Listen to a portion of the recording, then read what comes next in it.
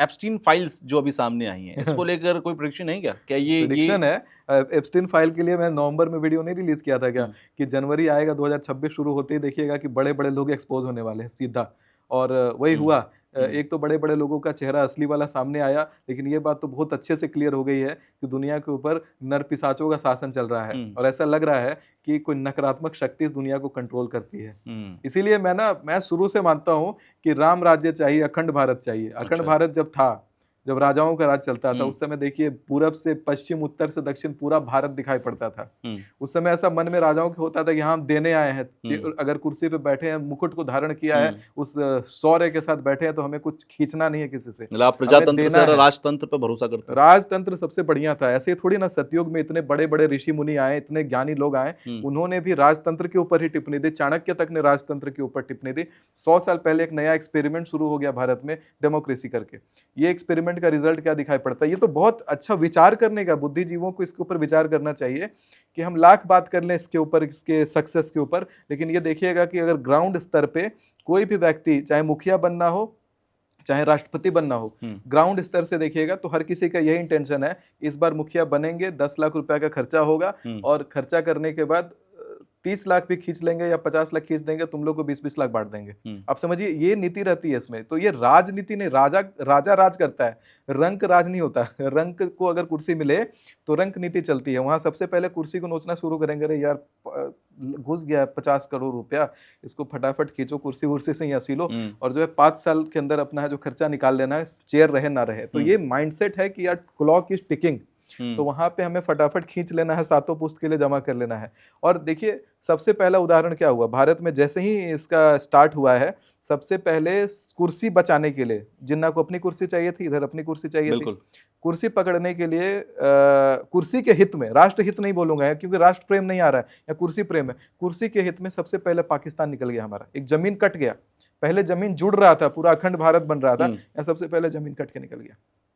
बांग्लादेश निकला, ऊपर पीओके निकल गया, इतना बड़ा बड़ा तकबा। और आज तक भी डेमोक्रेसी में कभी भी भारत में कोई जमीन जुड़ा नहीं है, हमेशा कटा है। थोड़ा सा जमीन चीन भी उधर से चढ़ाई कर देता है तो भी भारत बहुत विशेष एक्शन नहीं लेता है।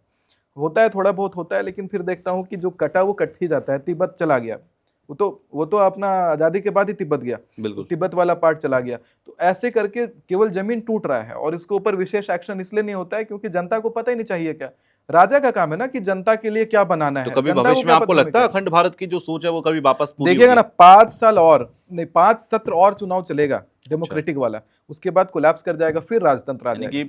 5 आप बोल रहे हैं, 25 साल मान लो। 25 साल फेल्ड मॉडल है ना, क्योंकि 2047 आ जाएगा। बीजेपी का जो एक सपना है हिंदू राष्ट्र का, तो 2047 के बाद है।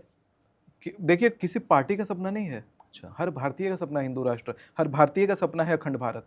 आपको नहीं ऐसा लगे हमारा पूरा जमीन वापस आ जाए जितना गया है आपके, तो हमारे घर से? अच्छा, हर भारतीय का, भारत में तो इस्लाम भी है, भारत में तो और दूर से पंथ भी है। मैं किसी को इसके बाहर देखता ही नहीं हूँ। मैं हर धर्म का सम्मान करता हूँ। मैं पाकिस्तानियों के साथ भी बैठ करके खाता पीता हूँ।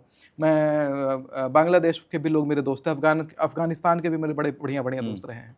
तो मैं ना नेशनल बॉर्डर्स में बिलीव नहीं करता हूँ। बॉर्डर्स एक बार अनसील करिए, देखिए सारे लोग मिल बांट के बढ़िया रहेंगे, सब बराबर है, क्योंकि इंसान है, ह्यूमन। जैसे हम दूसरा देश समझ रहे हैं, कभी वो हमारे देश का हिस्सा था। जी, मैंने कहा जैसे हम दूसरा देश समझ रहे हैं वो हमारे देश का हिस्सा था, हमारा देश का अपना भाई। आप देखिए मिडिल ईस्ट की जब बात करते हैं या मुसलमान राष्ट्र ऐसा बात करते हैं तो सबसे पहले मिडिल ईस्ट ही दिखाई पड़ता है, ये थोड़ी दिखाई पड़ता है। हाँ बिल्कुल। तो जमीन की लड़ाई जब होती है तो एक बाथरूम के बराबर भी जमीन जब निकल करके जाने लगता है तो कितना बेचैन मन हो जाता है कि रात पे आदमी सोता नहीं है, अपना चेयर गद्दा सब छोड़ करके इधर उधर टहलता रहता है। कई बार 1 फुट की जगह भी आदमी देना नहीं चाहता, खून बह जाता है उसके लिए, केस चलता है 20-20 साल, 50-50 साल। पाकिस्तान टूटा, उसके लिए कितना केस चला, खुशी जमीन दे दी है सबको। तो वही होता है कि अगर राष्ट्र के लिए प्रेम है ना, जमीन के लिए, जैसा घर का अपने घर के जमीन के लिए जब प्रेम था तो जमीन थोड़ा सा भी जा रहा है तो कलेजा बैठ जा रहा है आदमी का। लेकिन जब राष्ट्र के लिए प्रेम होगा और इतना बड़ा टुकड़ा, पूरा एक देश के बराबर टुकड़ा अगर कट के अलग हुआ है तो आदमी को ऐसे बैठना, तो या शांति इंडिया के अंदर जो डेमोक्रेसी है वो इसकी वजह है। नहीं, शांति से बैठना सूट नहीं करता। शंकराचार्य को देखिए, जब उनका डिमांड है कि नहीं हम लोग अगर हिंदू सपोर्टर हैं और गौ का रक्त अगर भारत में एक बूंद भी गिरता है तो शंकराचार्य अपनी गद्दी पे नहीं बैठेंगे। गद्दी छोड़ा हुआ है निश्चलानंद सरस्वती पूरी मठ के, उन्होंने गद्दी छोड़ दिया अपना कि नहीं हम कोई काम में लगे हैं, कोई एक्शन में लगे हैं। जैसे आप लोग चैन से सोना छोड़ देते हैं, नहीं यार आज रात भर ना बेड का नींद नहीं लेंगे जब तक कि जमीन वापस नहीं लाएंगे। तो ये वाला माइंडसेट कहते हैं राष्ट्र प्रेम इस तरह की चीज में नहीं आता। राष्ट्र प्रेम सही में राजपाट में आता है। जब देखिए राजपाट का समय था, चढ़ाई होता है महाराष्ट्र के प्रांत में, सौराष्ट्र पर जब चढ़ाई होता है तो छत्रपति संभाजी महाराज अपना खाल नोचवा लेते हैं, अपनी आंखें निकलवा लेते हैं। ये होता है राष्ट्र प्रेम। अभी कौन राष्ट्र प्रेमी दिखता है आपको?